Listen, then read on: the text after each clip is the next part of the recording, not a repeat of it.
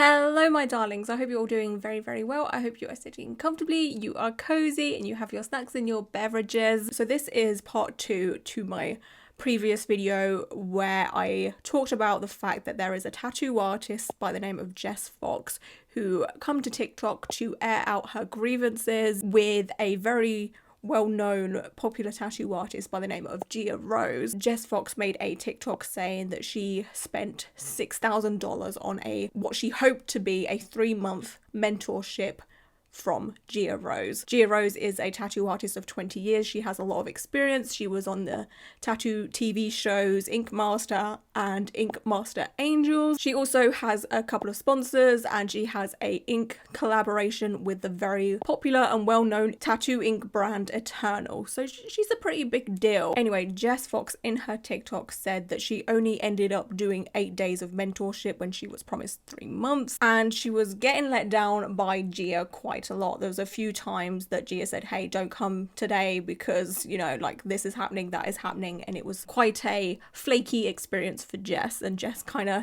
was like, you know what, I've like had enough, I don't want to continue this anymore, and I'd also like my money back because I've only done 8 days of this mentorship. And since Jess's first TikTok documenting all of that, there has been some backward and forward between Jess. There has been some things posted up by Gia, then she has deleted them, and then Jess has posted some things to be like, hey, no, what Gia just said isn't true, and then proceeds to provide a ton of receipts. Like, Jess doesn't care. She will show everything to the world. Also, on Jess's first TikTok, there are a lot of people coming forward to say, I have, you know, been tattooed by Gia in the past. She has let me down a few times. And there's some other things that have come out here and there about both of the people involved. I want to stress this, you know, people from each of these people's past have come forward and said, oh, but, you know, they've done this and this person's done this.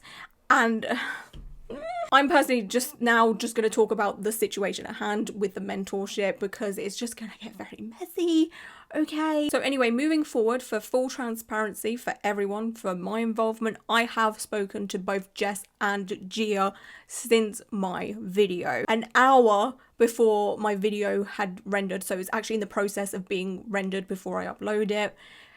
Jess followed me on Instagram and then I followed Jess back. And then I reached out to Jess in the DMs and I was kind of like trying not to be big-headed, but I kind of thought she may have followed me to reach out and be like, hey, like, have you seen my situation? And I said something along the lines of, not to be like big-headed or anything, but I feel like you're here because you know I make tattoo content for whatever reason. And she said something along the lines of, yes, some people have told me to reach out to you. And we have spoke here and there, but I had never spoken to Jess until after my video was filmed. I did everything off of my own back. I have also spoke to Gia. She reached out to me as well. If you watched my first video, I was very much on Jess's side, but I still think it's very fair of me to give Gia the time of day. So she said, you know, like, do you want to talk and I can tell you some information, send you some information? And I said, like with every video I have ever made when it comes to this kind of tattoo drama, I much prefer to talk about stuff that has been put on social media because they don't care if the whole world gets to see it. Even if someone gives me permission to share DMs and what have you, I still feel a little bit icky doing that. I've definitely shared screenshots from my DMs before, but that is normally to credit someone that has sent me something. It's never to like stir up drama or to do a she said situation. So I told Gia all of that and I said I'd much rather just, you know, if you want your side of the story out there, I will only ever cover stuff that's been put on social media, you know. And I said, you know, when you're ready or you can, because I know she has legal advice to not share too much. Apologies for my phone. I will turn that off. But yeah, Gia has had legal advice obviously to not say too much because it can harm a lawsuit or whatever is going on. But Gia then posted something on Instagram yesterday which she has now deleted, but I told her that I had screenshotted it and if she would like me to tell her side of the story, I'm more than happy to, but if she isn't comfortable with that, then I will just shut up because, you know, adding more fuel to the fire doesn't help. But she said, yes, go ahead. So she uploaded a carousel thing of a couple of text posts and then some screenshots of stuff that she wanted to share. And I also want to clarify here, I will give the same energy in my first video as this one. I'm going to tell it how it is. That's me as a type of person. I'm going to give my truthful, honest opinion and talk about what I think is right and wrong. Okay, so in Gia's post, she said, I have permission to post proof of attempts made by me and my attorney to resolve the issues after Jess Fox posted her video with oh god, I've never seen this word before in my life. Here we go. Egregious? 2 seconds. I keep embarrassing myself with my pronunciations of things because I've never seen this word in my life. I'm being dead ass honest. At least I don't think I have until I hear it. 2 seconds. Egregious. Egregious. I have heard that word before, but I've never seen it spelled. So egregious, which means outstandingly bad and shocking. So egregious claims and false statements about a potential contract dispute. The first email was sent a few hours after her TikTok on Saturday. She received this email but hasn't responded. Gia, to start off with, said the lawyer had sent many emails, and then in a TikTok, Jess Fox shows her emails to be like, yeah, no, I've not been getting these many emails. She did get one that I will read out in a moment. Hours, the reason why is because my legal team has been giving Jess Fox and her legal team the time to respond to our many attempts to reach out to her.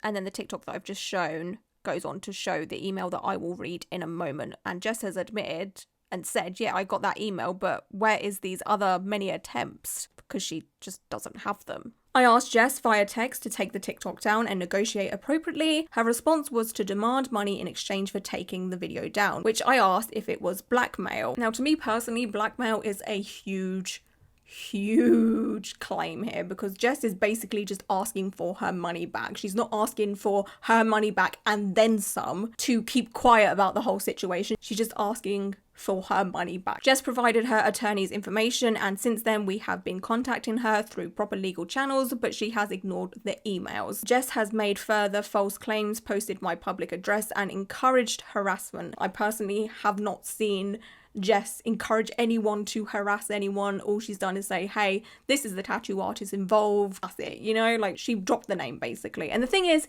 even if she hadn't, internet detectives are just too quick and smart with this type of thing. We saw it with Tattoo Gate. The original person that come to TikTok to talk about the tattoo that was involved in, you know, Tattoo Gate didn't even mention the tattoo artist's name, but people figured it out very, very quickly. So anyway, with the address thing as well, I think this is about Gia's tattoo studio, or where she tattoos at the moment, which I think is a church, which again it's on social media. She has organized people in the tattoo industry with grievances against me, often personal and from decades ago. I am aware that Jess has spoke to quite a few tattoo artists that know Gia. I am aware that that is a thing. I do know people have reached out to Jess, so it could be a mixture of both. Jess originally came to me for a job and I offered her a paid mentorship instead, which is the first time I charged for a mentorship. That to me is kind of weird that someone come to you for a job where, you know, they would be making money and then you were like, actually, no, you give me money and I'll teach you. That's a bit of a weird one to me. We have a legally binding contract in Pennsylvania with a syllabus she has posted online, which is my intellectual property. Jess has posted the syllabus online. There is a TikTok of her, you know, waving it about and showing everyone. Remember when that person took $6,000 from me but only showed up 8 days out of a 3-month syllabus? Well, they called me a quitter, so watch me complete it anyways.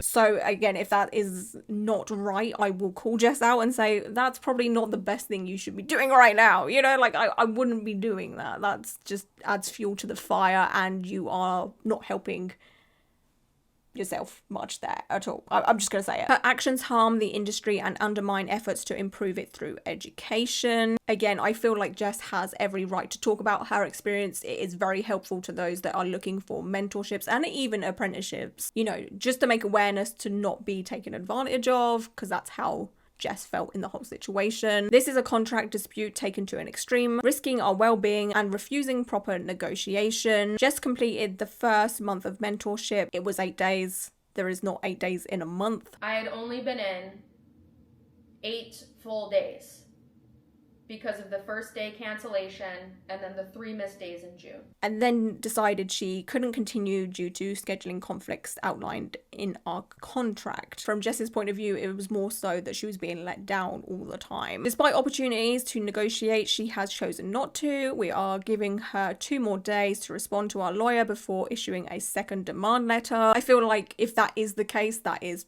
very fair. I appreciate the support from my sponsors, friends, and those who have worked with me over the years, which I understand why Gia is saying that. She is just saying thank you to everyone that has supported me. You know, no matter what, this whole situation is stressful for the both of them. No matter who's right, who's wrong, it's a stressful time. And I understand you want to say that you appreciate, you know, the people that are standing by you.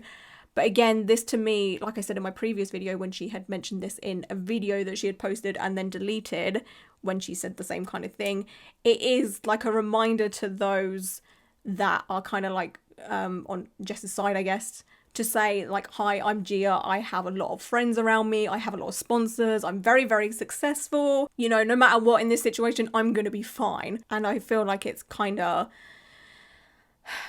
not braggy as such, but maybe a little bit, I don't know. And also proves the point of what I was saying in my first video of the fact that there is a huge power play dynamic in all of this. Gia has a lot of connections within the tattoo industry, and Jess, who is not a so well-known tattoo artist, does not to be shady, it's just the way it is. Jess hasn't been tattooing as long as Gia. Jess has been tattooing since I think like 2019, and Gia has been tattooing for over 20 years. Gia continues saying, my passion for teaching and improving the tattoo industry remains, despite Jess's attempts to influence me to stop. I feel like wanting to improve the tattoo industry, but then making your student feel like they're being taken advantage of. It's scary to think that somebody like that had such power over me just because they wanted to take advantage of me, and I was the perfect person to do it. This person took money from me when I don't have a ton of money to give. I had to work 7 days a week to afford this. This then adds on to one of the biggest problems within the tattoo industry. There is a lot of mentors out there taking advantage of their students or apprentices, and it's quite sickening. So Gia adding on to this isn't helpful, even though she wants to help the industry. You know, like, make it make sense. Then this is a screenshot from Gia's lawyer that says, urgent request, RE your client Jess Fox. I apologize for emailing you on Saturday. However, I received an emergency call from my client, Gia Rose, earlier this morning, and I was just able to return her call. From the brief call I had with Gia, I understand that she has an ongoing contractual dispute with your client, Jess Fox. I've also been informed that your client has been posting negative statements on social media and reaching out directly to Gia's clients, colleagues, business contacts, and sponsors, seemingly in an attempt to disparage Gia, disrupt her business, and coerce her to settle this contractual dispute in your client's favor. With Jess Fox's first TikTok, she did in her caption tag all of Gia's sponsors just to basically be like, do you support this behavior from Gia? Which some will see as pretty harmful and damaging, and you know, at the end of the day, Gia does need to make money. So that can harm someone's income. But then again, some people will argue the fact that Gia has made $6,000 without following through a promise of a 3-month apprenticeship. So she's $6,000 richer. So like, it's a tit for tat kind of thing. Please note that I have not had sufficient time to review details of the dispute and cannot comment on either side's merit. However, I am concerned that if your client is engaging in defamation and or extortion, Gia will be left with no choice but to pursue legal action against your client. Of course, my hope is that your client is not defaming or extorting Gia, and that you and I can resolve this contractual dispute civilly and expeditiously. I'm done. I have instructed Gia to stop communicating directly with your client, which is fair enough. I fully believe that should be a thing, and to refrain any public response or replies to what your client has been posting and communicating to third parties. I respectfully request you ask your client to do the same.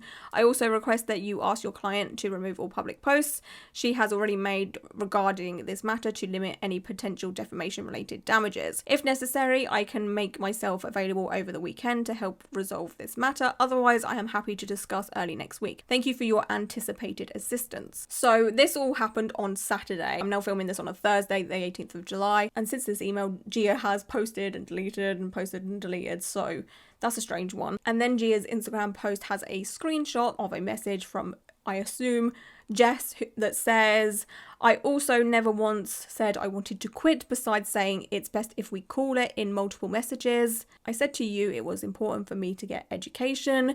You're saying I have books. What books even? Do you guys even know how to keep your head on straight? Literally, NDA that doesn't exist. Artist agreement that doesn't exist. How do you guys even operate? The interesting thing for me, though, is the fact that the messages we've just seen, it is cropped. There is no timestamps or anything like that. It's very specific on this, moment. And maybe Gia just wanted to highlight those things, but she could have just put a red circle around them. I always have more, not respect. I can't think of another word though, but I always have more respect for someone that shows the full picture personally, and that's why I gravitated towards Jess's side as well, because she uploaded videos of a continuous text thread. It's just continuous. There was no cuts, there was no, just showing what she wanted people to see, which is what a lot of people do when they're trying to prove something. They won't show the whole story. Gia's kind of done the same there with just doing the little crop situation. Then there's this screenshot as well, which is a more full version of a text thread going on here, so that's something, I guess.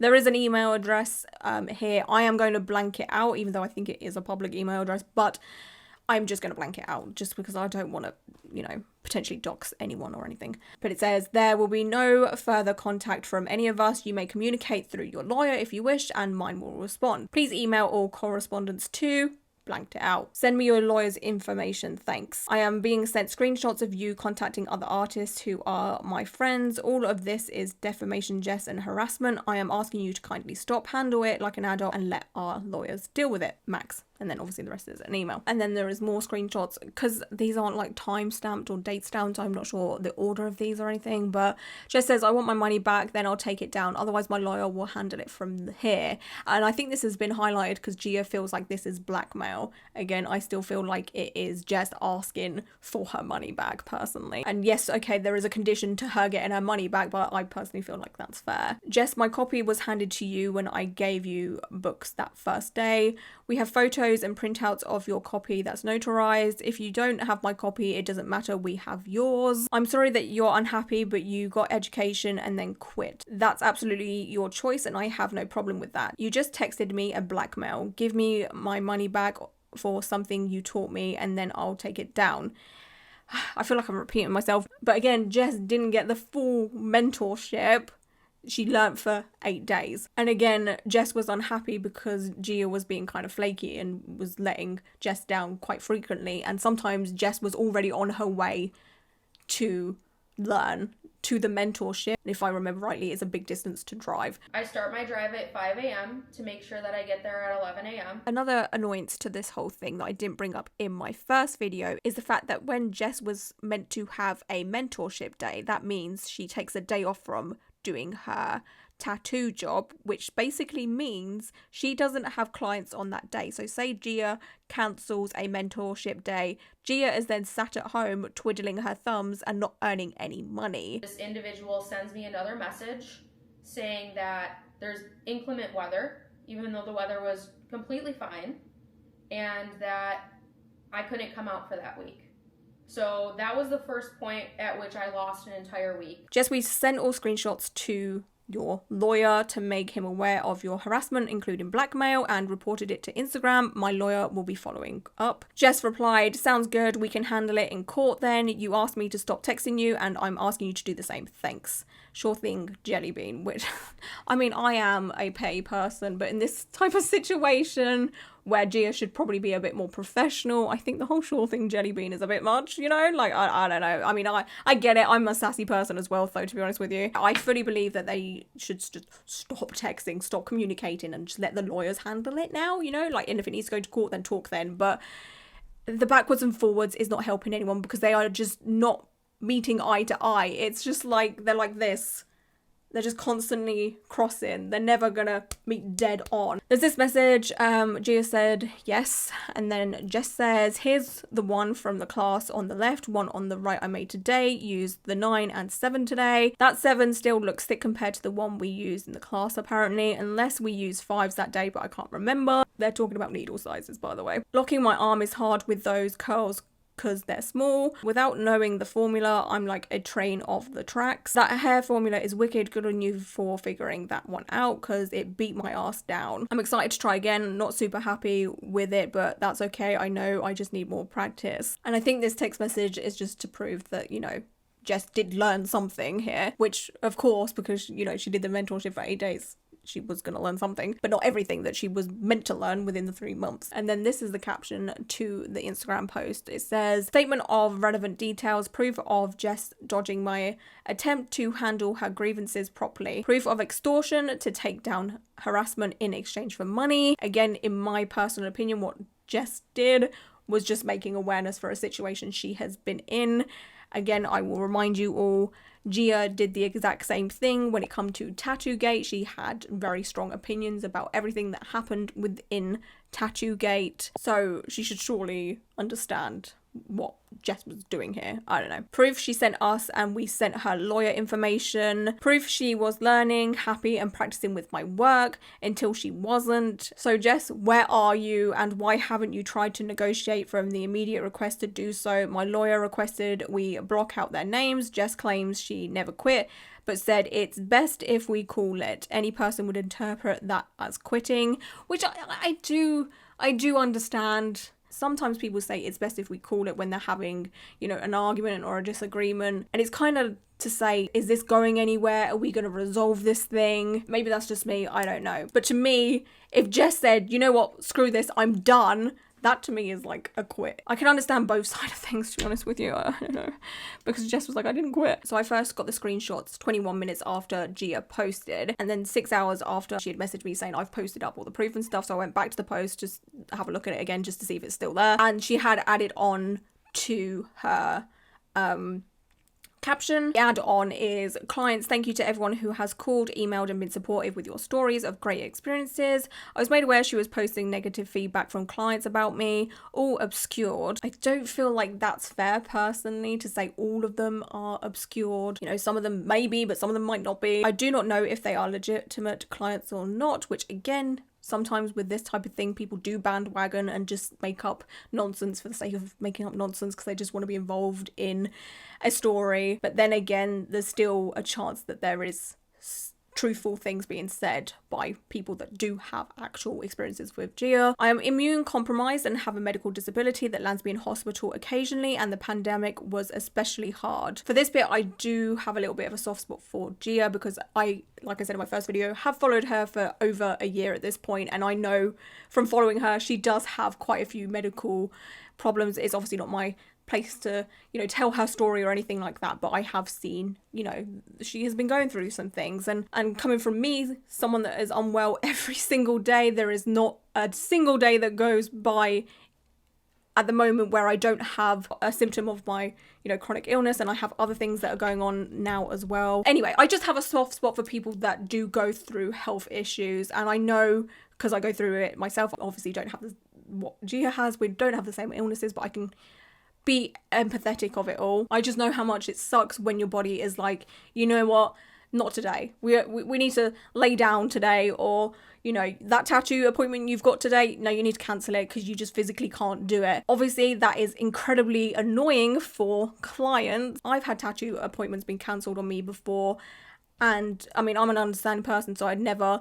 you know, kick up a fuss about it, but I just know it can be a bit disheartening, especially if it's something you have looked forward to for a very long time. But I also understand that, you know, when someone is ill all the time, you know, it's hard to be dependable. But then, you know, if it's too hard, I don't want to say Gia stop tattooing, because this is obviously something she loves doing, but if you're letting down people all the time, I don't know, I feel like maybe Gia should just be a lot more open and honest with her clients and say, hey, I'm unwell, I've got this going on, there may be a chance that I should have to, you know, but does she owe anyone anything? I don't know, this is so hard. But maybe she just needs to be a little bit more open and honest with her clients. But everyone coming forward and saying, yes, Gia has cancelled on me, this is potentially the reason as to why she has cancelled on some people. Sometimes it may not be, it could just be Gia being flaky, you know, like, but we also need to take into consideration that Gia does have some health issues. And I said this to Gia,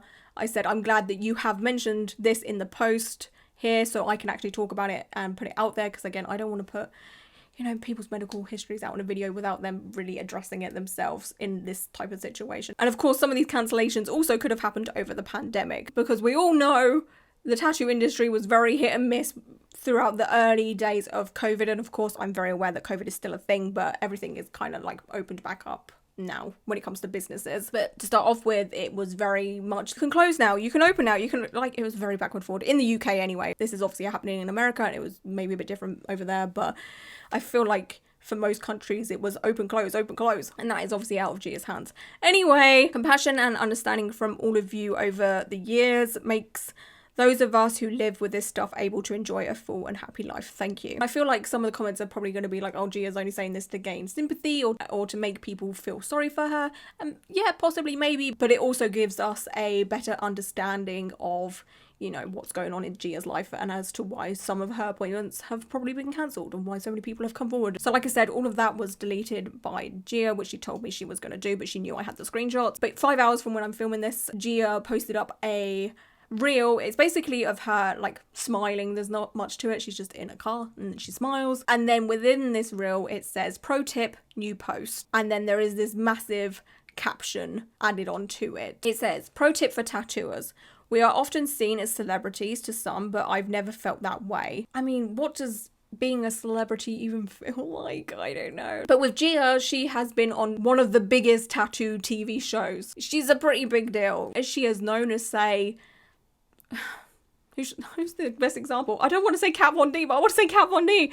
Like, obviously, I feel like Kat Von D has been one of the most biggest celebrity tattoo artists of all time. Is Gia on that level with peace and love? No. But, you know, like, people would recognise Gia if they watched Ink Master. And, you know, if you're very heavily into the tattoo world, then you probably know of Gia. She carries on saying, I'm just a girl with tattoos. But the real thing at the end of the day is we are all individuals who are also businesses, and run-ins with people who don't like us or take issue with our policies and businesses. At what point do we draw the line in our industry between someone having a valid dispute which requires help to resolve publicly as they exhausted all other options, which should be a space offered to them, and allowing someone with a minor dispute attempt to put your entire personal and private life online for strangers to tear apart while refusing any resolution? I do know the last 5 days of non-stop harassment has taken a heavy toll on me mentally and emotionally, even if it barely made a dent in my social media presence. This honestly doesn't surprise me much at all. I did say in my first video that all of this drama that's happening right now isn't going to affect Gia's career much at all, because that is normally the case for more well-known people in every single industry. If you go through something like this, it can be really confusing how to respond and what to do. The absolute best advice is this: give your story in its entirety to all relevant people privately. I personally feel like, because it's a public thing, it should be more public, because again, Gia has, you know, posted and deleted and all of that, because then people know where you stand and it just addresses everybody that's interested in this story. Put out facts only and any proof you have, let it cycle and be shared, then take it down. With that, you know, obviously not everyone sees it, you know, like if you leave it up for a couple of hours, not everyone has been online in those couple of hours. Keep things off your platform, withstand the storm, and wait for it to die. Don't engage. Personally, I feel like this post is kind of engaging the situation. Follow all proper legal channels, including anything if crimes are being committed against you. Surround yourself with love. Take a break from social media, which I fully agree with. And then continue to live your life while the legal systems work it out. Harassment and threats to one's well-being are never okay, and maybe that's where we should draw the line. Our industry should rally around anyone who has been harmed and offer support, solutions, and remedies. Exactly. People should rally around Jess. Oh gosh, because Jess, you know, is down $6,000 here, and she is going up against someone that is very influential within the tattoo industry. People asking me to offer a resolution have been shown I did, and immediately. It's out there cycling around. Any artist or industry personalities who hasn't seen it may reach out to me privately for it in DMs. I'm moving on with my life and now interested in how this plays out and what discussions we will have about how to protect teachers and their intellectual property when sharing their trade skills to give back to tattooing in a way that has never afforded most of us with decades-long careers. Humans being humans. So that is basically it when it comes to the two people involved in whatever this is. The mentorship gate. No, let's not give it a nickname, Jesus. In my personal opinion, I fully believe that they should just both leave it up to lawyers to sort out, because like I said, they're not gonna meet in the middle. You need some mediation there to sort it all out, whether it goes higher into like a court battle or they sort it out privately. I don't know, but I think the whole backwards and forwards from both of them just needs to stop. I fully believe Jess does deserve her money back because she didn't complete the course, and it's all been a hot mess, and just like whatever, right? Just give the money back and then just leave each other alone. Okay, contact, don't ever see each other again. Okay, just move on with your lives. You know, you go back to your tattoo studio, and just pretend that each other doesn't exist. But yeah, that is it for today's video. I will stress to you, please don't go, you know, harassing these people or reaching out to these people unless, you know, you want to support them in any way. But like the mean messages and all of that, because I'm sure they've both probably had those for whatever reason, you know. I also want to take note to something that I've noticed as well throughout my comments. Some people are being really mean about how both of these people look. Can we not? But yeah, I noticed there's a couple of comments coming for both of these people's looks for whatever reason. I don't normally get comments like that. And I'm just like, where are you people coming from? My like comment feed is normally not toxic like that ever. Like, don't come for personal like looks, how people's faces and hair and all of that looks. It's just, it's icky. Like, we're not talking about that, okay? Like, let's talk about what's happening. I don't stand for it. It was weird. I've never had comments like that before. I was just like, oh, where are you coming from? You must be new, or I don't know. Anyway, I'm gonna go now. Thank you for being here and hanging out with me for a little while, and until my next video, goodbye.